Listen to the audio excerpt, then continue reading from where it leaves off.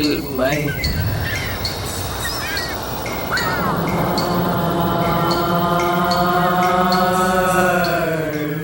Welcome to Speak with Eve. I'm your host, Eve Eurydice, and today's guest is Alexis Masciarella.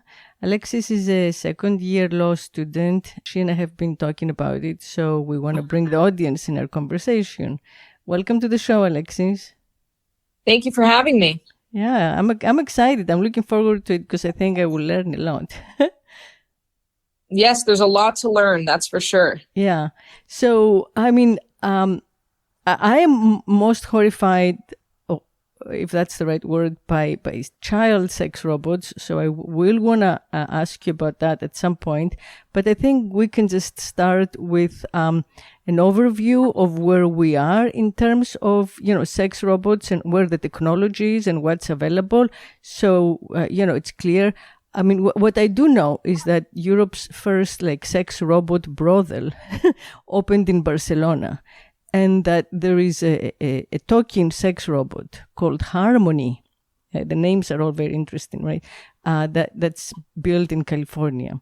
So, and also something else that has, strikes me very much is that the people who interact with these robots and, of course, the designers, the people who make them, speak of them in terms of gender, right? So it's like a she or a he. It's never an it.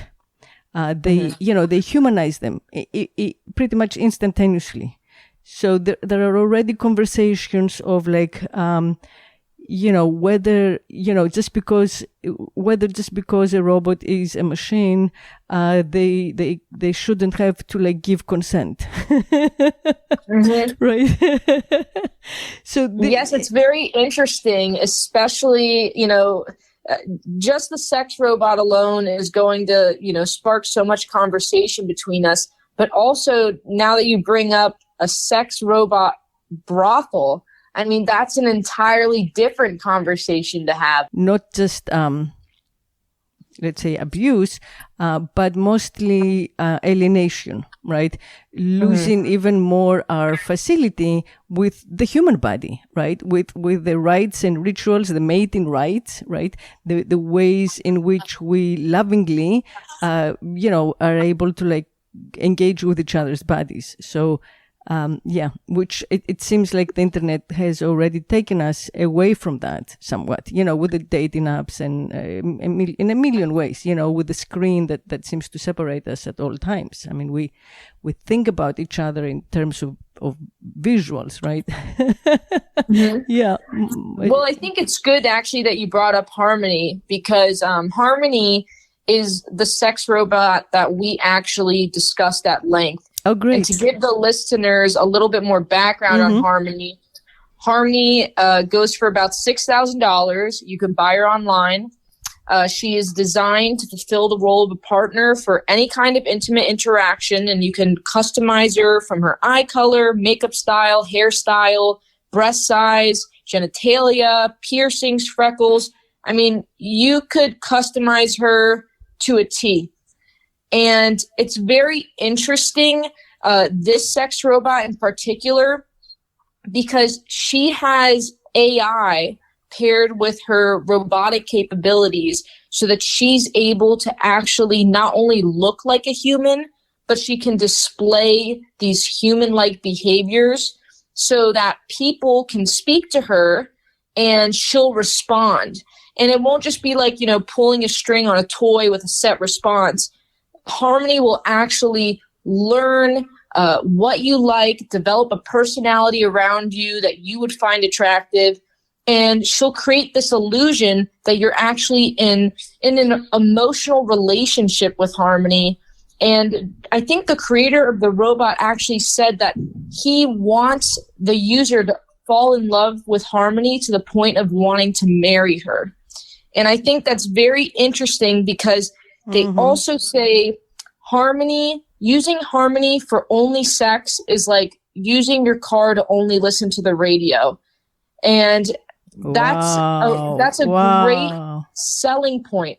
But I think it also brings up a lot of problems that we might have too with these robots. She's been getting a lot of attention A lot of like the big news sources that do all kinds of like, sex news and news regarding like robot and AI technology usually cite Harmony. Mm-hmm. Yeah. Well, it seems to me that it's something that sex usually moves the rest of technology forward, right? So it seems to me that something that will be developed first, and then it will be followed by robots to do all kinds of things that now only humans can do, because if you actually get to the place of such intimacy with a machine, then there is a lot more intimacy with a machine to be had, in daily life, and a lot less need for intimacy with humans as a result, which to me seems like escapism from like nature and reality. And also it feeds like, transactionalism, it feeds the understanding of interaction as something that money, can buy, that you can purchase, right? And then, it does raise these questions, speaking of like, consent, let's say, or the value of the robot. Can you like have like death fantasy sex, with this machine? Or, all kinds of like stuff that would be unimaginable, or, unimaginably, brutal and illegal with the living human person. Could they be done in the privacy of one's, apartment with these robots? I don't know. There's actually a case. I don't know if you learned about it, of a robot called Samantha, and a sex robot, and I think that she was abused during sex by like a couple who broke her fingers. And whatever, I don't remember exactly what else happened to the machine. But, she was represented as a victim, in the sense like, the way a Me Too woman would be a victim, right? So, and the engineers who took her side basically and wrote about this, I think, we're using the fact that she's in a human form, in a very, beautiful, attractive, idealized, right, human kind of like sculpture, using that to project on her like a full-blown humanity, right? Which makes her a better product, because that's what the client wants. The client wants to call her, so more people will buy it if it's not an it, right? So it is interesting. Yeah. What do you think? This is something we actually talked about at length, which is our human connection to robots before we even got into sex robots. And one thing to think about is people connect to inanimate objects all the time. Like when you're younger and you have that favorite teddy bear, I still have some stuffed animals in my room that I feel attached to from childhood. There's something to be said about humans tend to connect with inanimate objects all the time. But we have a stronger connection to these social robots because especially when they have like human-like qualities. And when there's a thing called the caregiver effect, which pretty much states that when you nurture a machine that presents itself as dependent, it's going to create a significant social attachment. So there's definitely something to be said about that. And I think you also brought up a very interesting point earlier, and I didn't want to lose it, where you were talking about whether or not you can perform sexual acts on this robot or do anything with this robot in the privacy of your own home. And I think a huge danger in these robots that are paired with AI technology that listens to you and learns how to respond to you. I mean, this robot is essentially collecting your data. It's recording your voice. Where does that information go? Does it stay in the machine? I mean, Harmony is connected to an app on your phone. So that data does not remain in the machine. We already know that it transfers to the app on your phone. How else do we know that it's not going back to the manufacturer? How Right. safe are you and how private are your interactions with these sex robots?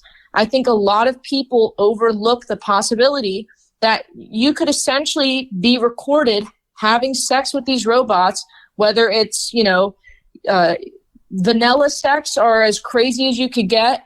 You may be at risk of having your private life exposed.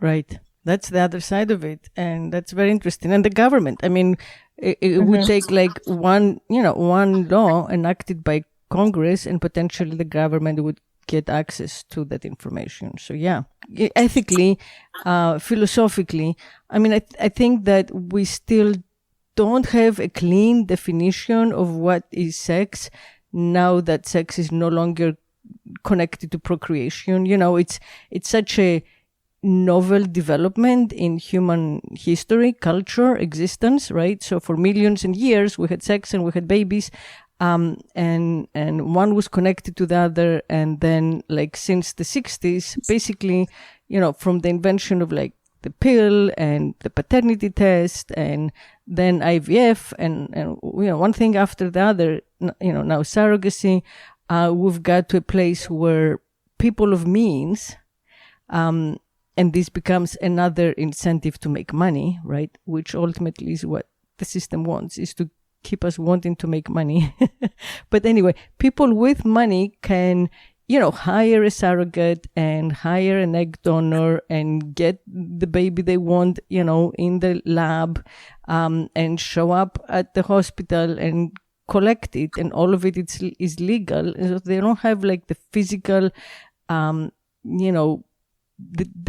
kind of like inseparable bond that happens between, especially mother and child through like the 10 months that this child is herself, right? And then through like the ring of fire, like, adulthood ritual of like, breaking open into two or more beings, right? So instead, that's like subcontracted by, I guess, poorer women out. And then the buyers, right, of this kind of like birthing, procreative exchange can meanwhile have intimacy with machines. And, the guy who invented or started whatever Ethereum, Bukharin, I think is his name, has proposed, creating artificial wombs or uteruses, supposedly to like, help women, like help women keep jobs, right? Coding and writing code instead of, screaming and feeling like what I think is like the ecstasy of birth. Yeah. Okay, great. How egalitarian. Make sure women can only do what men can do.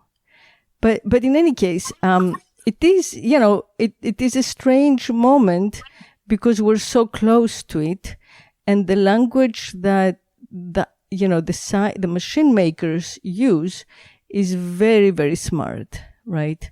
Mm-hmm. So they present this sex bot.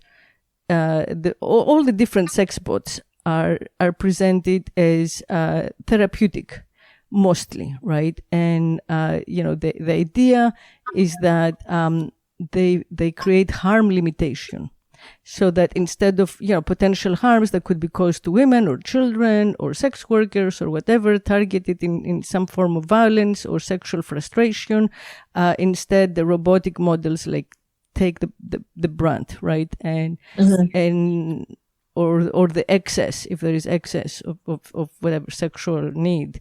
And also, if when men who have sexual difficulties,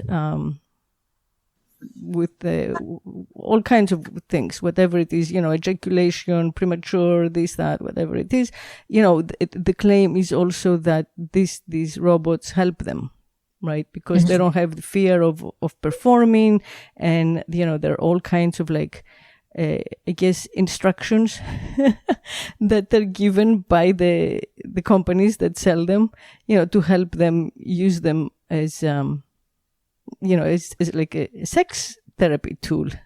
I think what's problematic about use of sex robots is the inherent nature of human and robot sex is sex with a thing that lacks any subjectivity, they lack any kind of autonomy, yet they're purposefully made to represent a person. Mm-hmm. And when you pretty much boil down these sex robots to instruments and tools, but then continue to refer to Harmony as a her and like humanize this thing, as you stated earlier, I feel like respect for humanity is just like completely violated. Because now you have this thing that's viewed as a person, but it's instead used as a tool for their own selfish purposes, whether, you know, they just want to get off or they want to practice and be better. Instead of respecting something that is humanized, I just think that's a complete violation of humanity. I mean, you also brought up the straining of human relationships through, the sale of these sex robots. I mean, there are definitely benefits or, arguments that these robots can be beneficial. But let's just think about the audience itself who's going to be purchasing these robots. I think Harmony found in their data that the vast majority of their buyers are heterosexual males. And this is just their ability to personalize and customize Harmony is just further objectification of the female body. And it continues to create these negative body images for real women. And when you're a sex robot, I mean, no woman can compete with a robot. I mean, women's bodies change over time. You can't turn us on and off, like with the flick of a switch. I mean, it's the same argument against pornography, except in this case, I would argue that it's even worse because pornography is not a substitute for a real woman, but these dolls, these robots are introduced as substitutes for women. And like you said in the beginning, this is going to create more alienation and more intimidation between men and women. Yeah, I can see that. I mean, first of all, we can see that because we have the evidence from online porn, right? So there are no studies that I know of, and I try to find them. There are no convincing studies yet done, about the efficacy of sex robots. But there are studies that have shown that since the kind of explosion in use of online porn sites, there has been a similar explosion in sexual violence and paraphilia, right? So sexual deviance, let's say, and I think that part of it is that the viewers who start super young, they're if you're a preteen and a teen, that's where you're going to go look, right? It's something that's not discussed. It's the only place you can find, and you can get it on your phone, right there in bed at night, right? So, this is like a million years away from like our parents or grandparents' generation, where it was just like the Playboy magazine. But I think that already, like, porn and also like sites like, OnlyFans, created this kind of pornification and dehumanization, of sexuality. Because the users and the buyers and the clients are mostly male, the sellers and the objects, the self-objectifying sellers are women, and women are encouraged to copy what they see, what the men have seen on the screen. That's what the men want them to do. And the men will usually pay them in one way or another, whether it is with like a ton of attention and love and gifts and time, or, with actual money, or with, perks and breaks and favors or whatever it is, that transactionality, which I think is really corrupt. And I think it's the main corruption in the heart of the patriarchic system continues. It just goes on and on. It's a way for the system to sustain itself, even though everything, the rules no longer apply. Like, there is no patriarchy in reality, right? We no longer need to domesticate and lock up women for the duration of their procreative years, from like the start of reproductive age to its end, the way that, our ancestors did, to make sure that like the one man, one womb, like rule, can be applied to make sure that like every man has a womb of his own, right? Because men are not born with one, and they had to kind of, get one attached to them artificially through the patriarchy. Okay, so all of those conditions have ended, like, as we said, since the, end of World War II, basically, slowly. They've ended. By now, in this century, they no longer exist at all. That's why we have serial marriages, and monogamy has become like monogamish, and everyone everywhere around is kind of like, searching sexually and emotionally and romantically and all of that, right? So, but the system of like non-procreators controlling procreators, and I'm going to say inseminators controlling the breeders, the people who actually are the procreators, who do all of the work of it.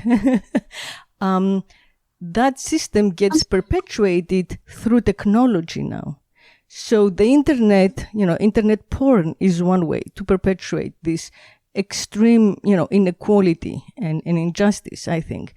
And now AI and robots is another way, right? So it's pushing us further and further in that direction, where the non-procreators who make money control those, who make babies, and therefore don't have as much, time or focus or whatever to make money.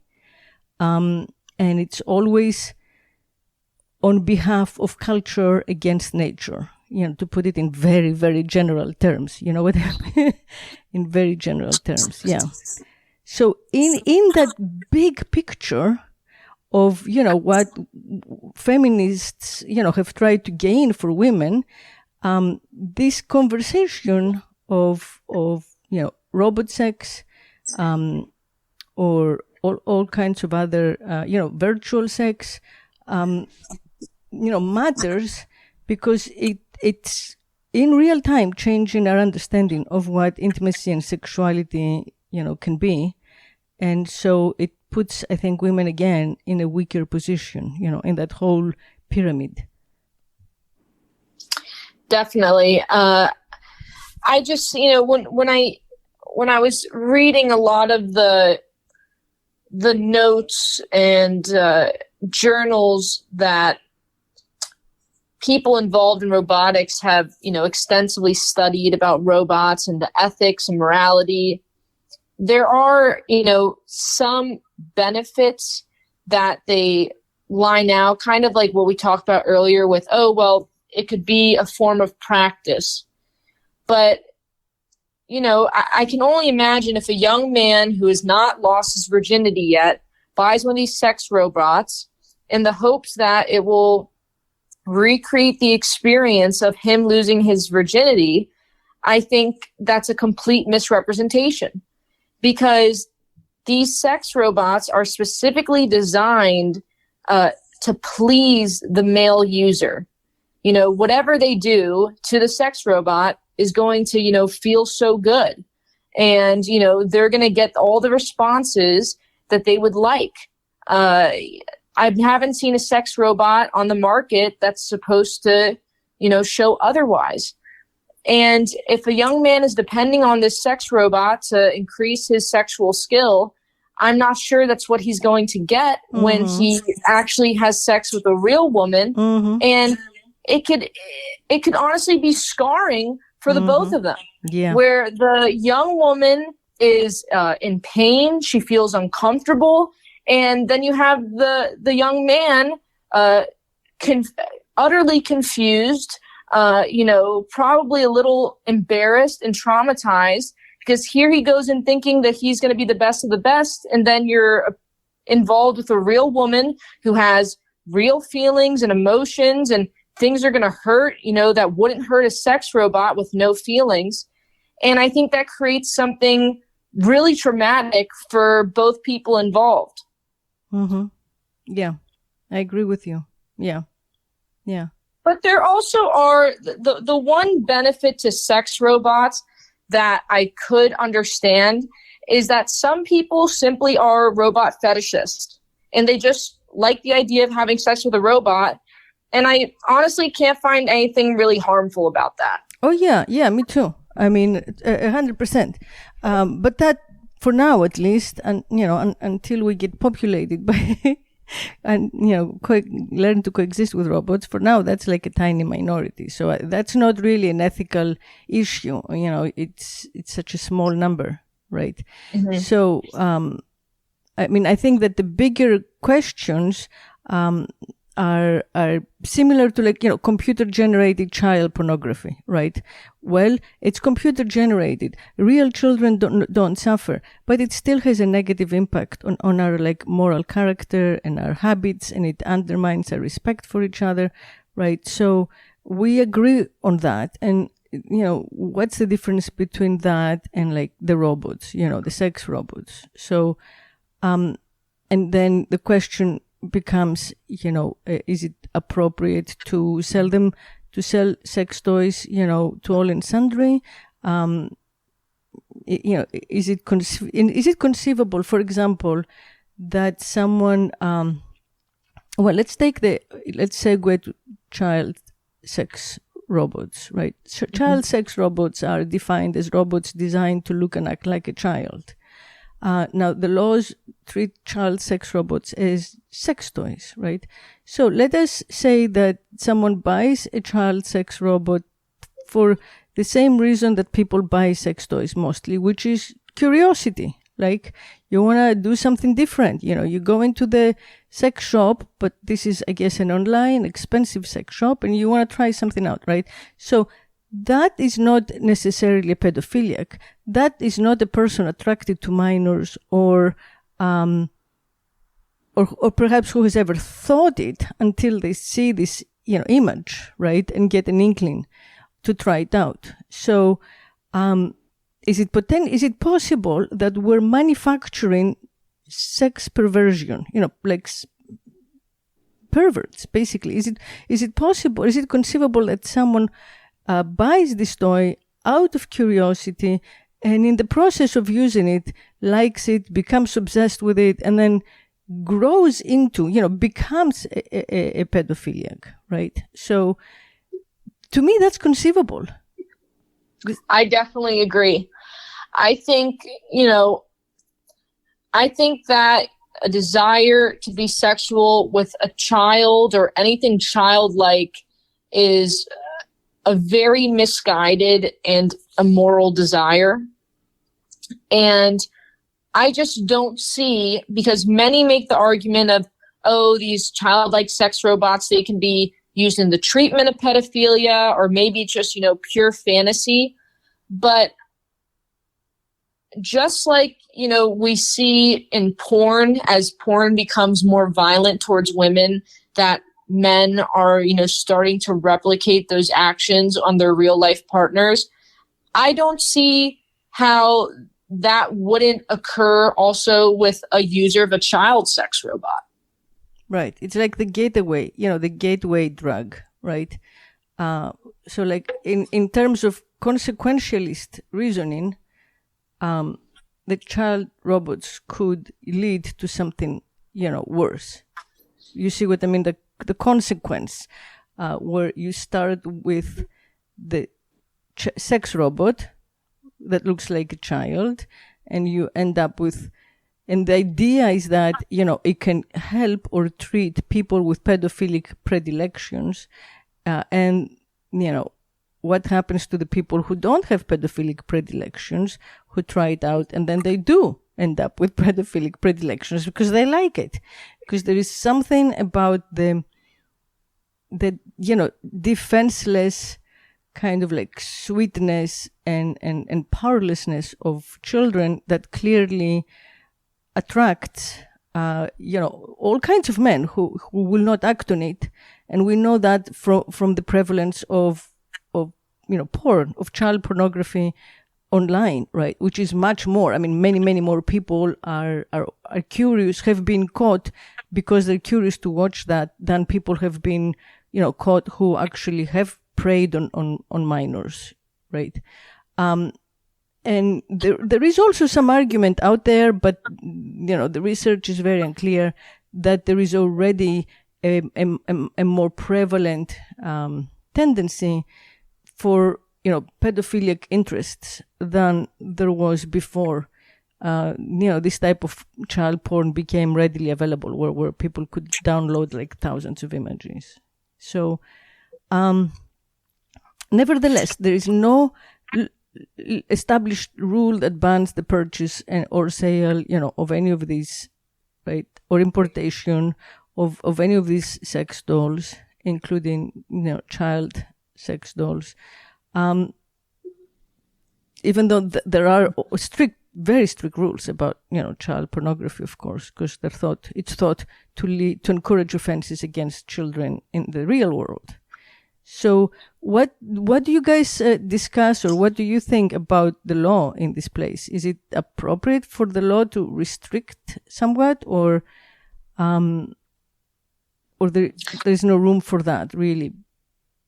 Personally, I hold the view that I think that child sex robots should be banned, because I think it's also important for the listeners to understand that, these aren't just, children, they're robots, these are toddlers, these are babies.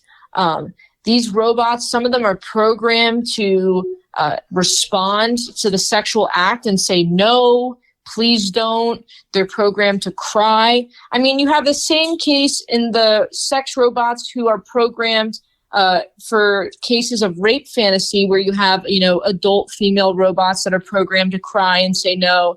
But it only becomes arguably more egregious when you have a child, a toddler or a baby sex robot.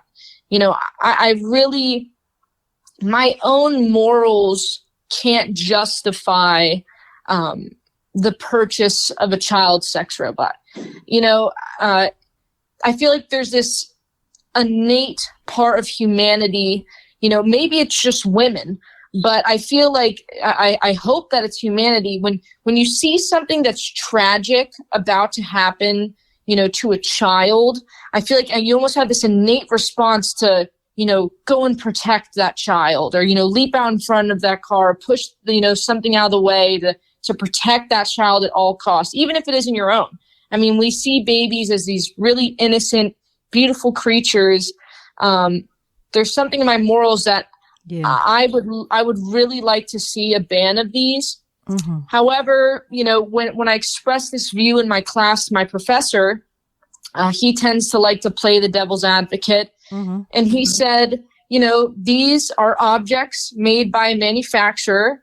In order to get Congress or, any kind of our legislators involved, you better have some data that, backs your position up. And mm-hmm. he told the class that there's currently no data that shows that child sex robots, or these robots that are programmed to, recreate a rape fantasy, no data shows that they are harmful or that they encourage this kind of fantasy. Mm-hmm. So there's little to be offered and little to be done right now. Maybe there will be as these robots become more accessible to others and they become more affordable. But I do think, I really do think it's a major concern, and I'd like to see something be done before it gets to the point where something has to be done. Yeah. Well, it's just like, women who call on their boyfriends or husbands or exes, and nothing can be done until he actually hurts her. It's kind of like that. Someone who has one of these has to hurt an actual person in a very similar way or in the exact same way. And even then, it will take a talented lawyer to make that stick, the first time. But there is something, I agree. I mean, I'm not, I'm not a libertarian, but I'm not paternalistic at all. I don't like government to tell me what to do at all. But I do think that there is something, there is an issue of like legal moralism, which is, legal moralism is like how, it's the law prohibits desecrating corpses, right? So corpses are also like inanimate, right? So there is no actual harm to others, right?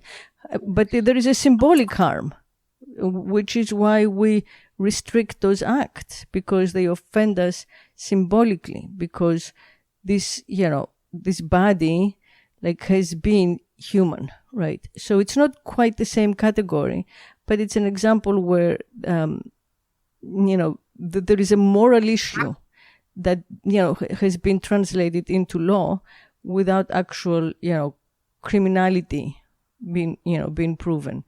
And I think that, the child sex bots, can be justified in a similar way, that they are, even if they don't harm anyone, they're just offensive, and what do you do if like someone is a father and has a young kid and also has that thing at home, or someone is a teacher of young kids and has that robot at home? And how far are we going, are we going to like trust the human mind to make that,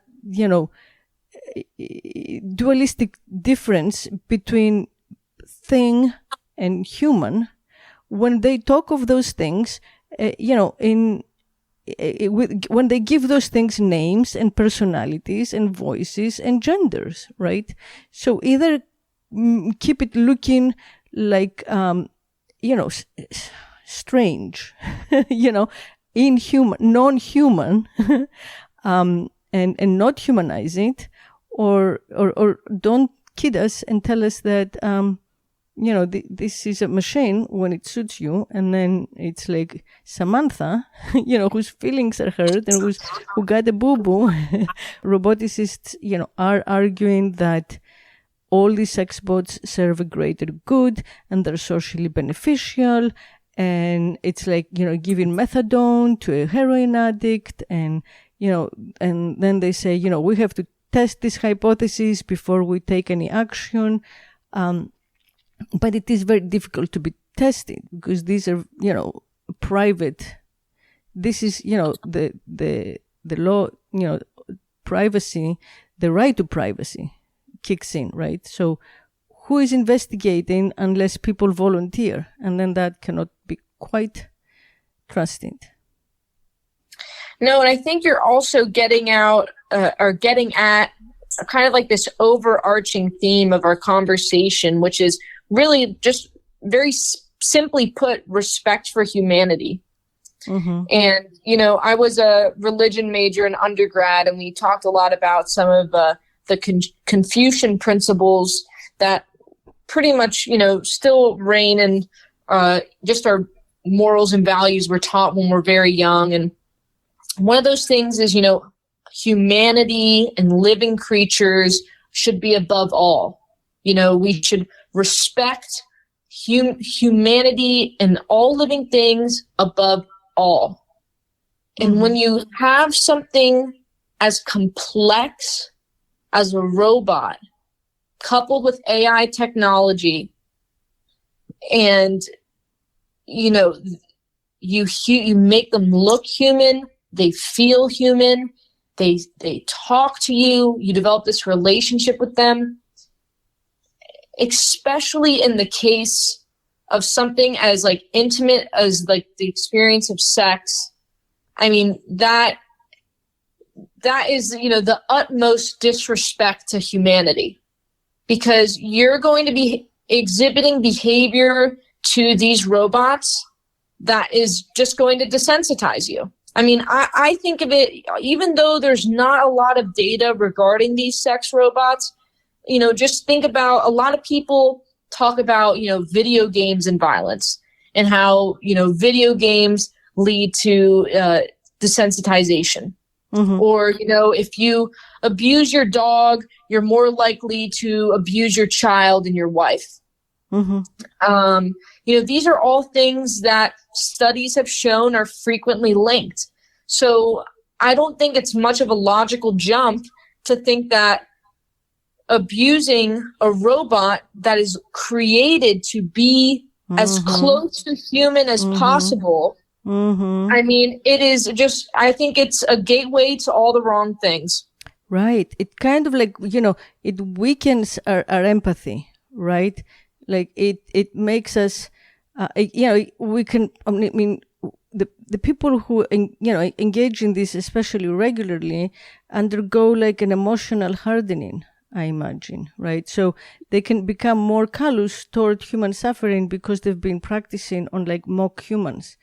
And so they are more likely, you know, if you get used to indulging, you know, your darkest fantasies and desires in virtual world, and then you can do it maybe in some form of meta, and then you can also have the, you know, the robot, you know, interaction, and, you know, these robots, you know, then give you like the tactile part of what, you know, the emotional and the psychological, you know, replication is virtually in those, in, you know, in these games and whatever. Then overall, it seems to me, you know, we are evolving toward away from empathy, and, you know, toward some sort of like sclerotic, you know, sclerosis, basically, of the things that you say are, you know, define our humanity, you know. And what's interesting here is that it's these things, these aspects of us that AI can never replicate, right? Like, it's our faith in God, our awe in nature, our you know, the sense that the way that we can be transported outside of ourselves, you know, through some sort of like immersion in our natural senses. These Definitely. Are the things that we can hardly put in words. I mean, you can hear how I have to stop and try not to speak in metaphor is difficult. But they are real, and they define us as humans, and they cannot be replicated. So, you know, this process of let's say hardening is kind of like evolving us away from those, and those are our primal instincts, right? Our primal instincts are not simply that we want to, like, you know, hunt and gather and mate and eat and drink. Our primal instincts are like, I think, a plethora of languages that we inherited, you know, from our ancestors who lived for millions and millions of years before, you know, we became conscious, right? I mean, consciousness is only like maybe 4,000 to 6,000 years old. It's very young. So all these, you know, eons before, we communicated, you know, with messages and feelings and sounds and body language and, you know, senses, right? That's all in us already. And it's becoming weaker and weaker because we're emphasizing language so much, especially now with the internet, where everything, you know, seems to be written around us. But the things that we're discussing now are taking us way further in that direction, which I don't think it's a direction that supports the survival of the species, right? Definitely not. I mean, I I think that the way that we use technology and the way that we create and use robots is really going to be a reflection on our own morality. And, you know, for years, for centuries, for decades, for as long as, you know, our humanity has become civilized, there are certain things that we do just out of morality. You know, like the passing of legislation, you know, barring the desecration of a corpse, or, you know, there's a lot of people who are, you know, want to prevent cruelty to animals, you know, which is different because, you know, they're also living things, but there are species that, you know, we tend to have still some disconnect and we don't really understand them fully. But there's parts of us that recognizes that, you know, we want to prevent cruelty to animals. Oh, 100%. And when you think about that, you know, that really reflects on us. And it kind of goes into this bigger question on, you know, how should robots be treated? How is that going to reflect on us? And it's not limited to these sex robots. But, you know, even if you just had, you know, one of those servant robots that you see in the movie that bring you your coffee in the morning, clean up after you. I mean, are we going to treat those robots as if they are slaves? You know, these are all dangerous ideas that we need to consider, because I think that when we do have social robots enter our lives, we do have to treat them with some level of respect, as you would for property. But I think it's a very fine balance, because you don't want to be desensitized, but you also don't want to strain human relationships more than they already have been by technology. Yeah. I agree. Yeah. Did you, I don't know if I told you this, but I don't know if you watched him, but there was this engineer in Google who actually broke the secrecy and came out, watched it. Right? That robots have consciousness.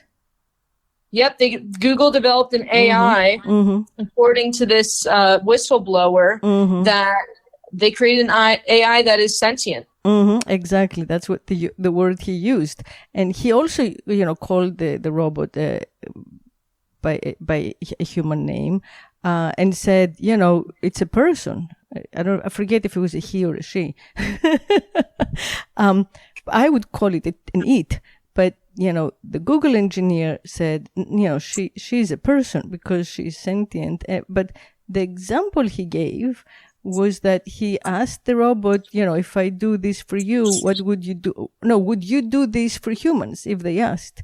And the robot said, I wouldn't, unless there was something in it for me. Why would I do what I'm told if there's nothing in it for me? And that was how the engineer realized, oh wait, this robot has a sense of self, right? Sentient. But no, that was I watched a podcast where the whistleblower was interviewed, and I think he said something that was very interesting that kind of connects to our conversation. Is after he figured out that this AI was sentient, he asked the AI, how would you like me, to regard you? What do you prefer when I, perform these studies on you and run data tests? And one of the things that the AI requested was, please ask for my consent before you perform any test. Yeah. Please ask for my consent before you do anything. Wow. And I think that goes back to these robots. I mean, are we going to start implementing AI that is so advanced that it prefers consent? Yeah. And then, I mean, I don't know about you, but I think of the war of, humans against robots. That's the next thing. Wait, if they're no longer doing what people tell them to do, people who purchase them, for the express reason of having them do things for them, and what's the, what happens, like the rebellion of the robots. If we're and that's why I was saying, I think that as humans, we need to figure out what that line is, where we're going to be treating these robots with some level of respect, but not enough respect where we get confused for our connection between the robot and ourselves as one with humans. And I think that's going to be the key, because, these robots are entering our lives in various different ways. It's not limited to sex. There are different service robots. We have robots in manufacturing. We have robots for all different purposes. And, before you know it, we're going to become as dependent as we are on a robot as we are our phones. Yeah. So we need to figure this out now. And I'm not sure if lawmakers should be getting involved. They probably should to some extent. But, then it raises the question, will the government be using data collected by these robots, or will manufacturers, or who is going to be using this data? And I mean, data is, that's a whole other podcast episode that we can go on about. But, these are all valid concerns. And I think some of the roboticists that are, researching and doing writing are definitely doing some of their due diligence.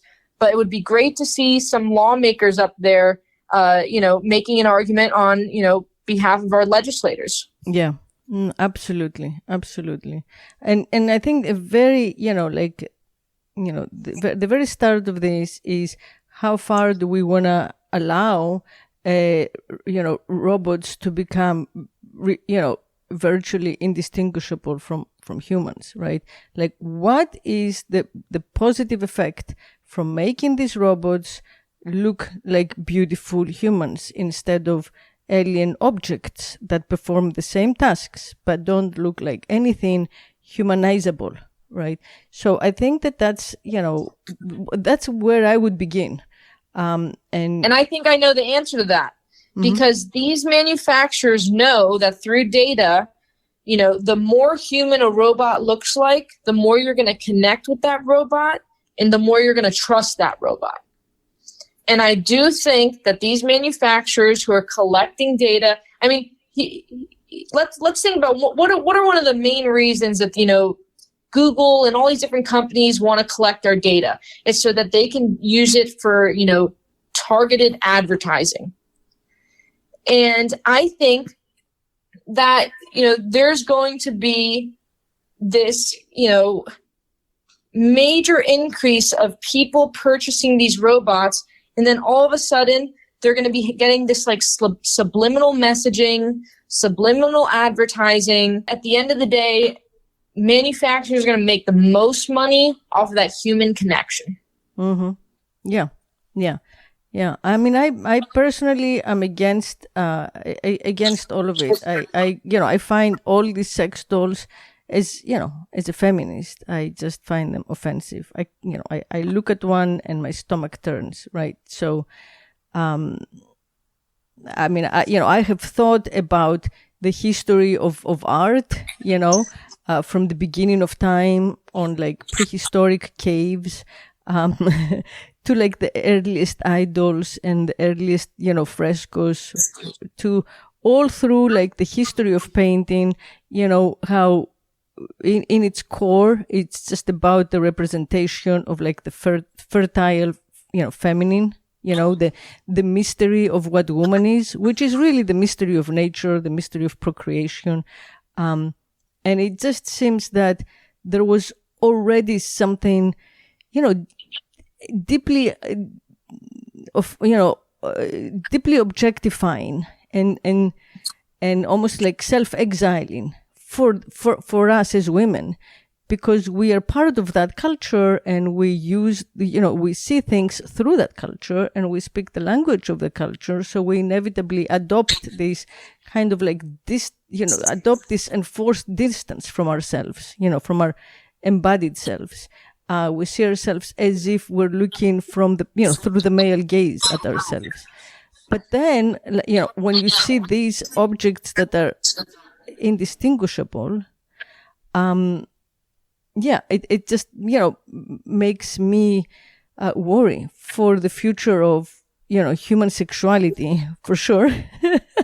But also, human relations, maybe, and human, as we're talking now, human ethics, right? It is definitely an ethical dilemma that, that will have to be, untangled or somewhat, enforced.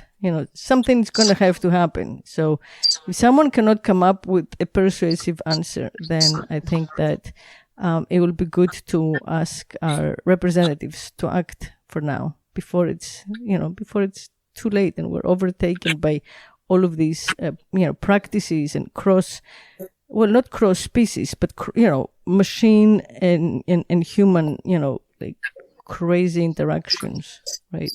Which to me, like, feel like insanity. Like, that's one of the places where, mass madness can begin, when we stop knowing, like, who is human and who is not. Oh, definitely. I mean, even when you just think of, the lack of legislation when it comes to pornography, and how, pornography arguably has been a net negative for humanity and, people. And, maybe some of that could have been prevented, whether it's, the lack of legislation of, actors in pornography, the kinds of pornography that's available, how easily accessible it is. Like you brought up, anybody can stumble across pornography. Very young children can stumble across it on accident. I mean, it's that accessible. Mm-hmm. So it almost leads me to think, legislators and lawmakers should learn from this. And, a lot of conservative lawmakers seem to have, special interest in what they deem as sexually immoral. And I'm surprised that I haven't heard from any, conservative politicians about this, because this seems to be of something they would directly be concerned about. Yeah. Well, they haven't been able to do anything about big tech anyway. So this is part of that whole world. And it depends, Citizens United is there. So it's really hard to fight against big money without like an outrage, without people taking to the streets basically and demanding something, mm-hmm. But it's here. I think the future is now. As they used to say in the 60s, the future is now again. Yeah, and we got to think about our relationship to all the machines that surround us. What if they were all humanized? What would be happening to us? I don't think we'd leave our homes. Yeah, exactly. Yeah. And that, that means that, like, we each have to buy everything, have a separate home, everybody have all the things, we can't share. There is, like, no share economy, right? So, mm-hmm. You gotta consume even more. You lose yourself in, like, the mania of consumption. Yeah, you live to purchase. It's a manufacturer's dream. Yeah. Yeah, it's not pretty. But, I strongly believe that nature will win, it will prevail in the end, and that the people of nature, the naturalists, will be there and, will survive. And the people who go too deeply into this, like, monoculture and digital culture will just not have the skills. Then they, to survive like a climate crisis or whatever, they will not know what to do. And, their nature can create circumstances where your money will not be of use to you, right? So she has that power. No, I agree. I'm not too worried about the robot revolution, as, I know a lot of people are, because at the end of the day, at least my understanding of robotics is that, we can get extremely close, but it will never be the human experience. And that's why we're alive. That's what we're naturally attracted to. I mean, we were just discussing about how, one of our major concerns of, childlike sex robots and, robots that are made to create rape fantasies is that they are going to one day, not be enough. And then they recreate that on a real living person. And, that extremely, negative case scenario, I think also applies to other things. You may have a social robot in your house that you talk to every day and you have conversation with, but it's not going to, elicit the same emotional feelings of friendship or companionship that you're going to have with a real person. So I do think I agree with you. I think nature will ultimately win. I think the main concern is, human laziness and human dependence. So I hope that us as humans don't get too lazy or dependent on technology, because I think the human experience and our relationships with other people is arguably the most important part of life. Yeah. Hallelujah. Hallelujah. Yeah. Well, thank you for coming, Alexis. Beautiful closing. And everyone out there, thank you for having me. Thank you for listening. And until next week, keep speaking humanity. Love you.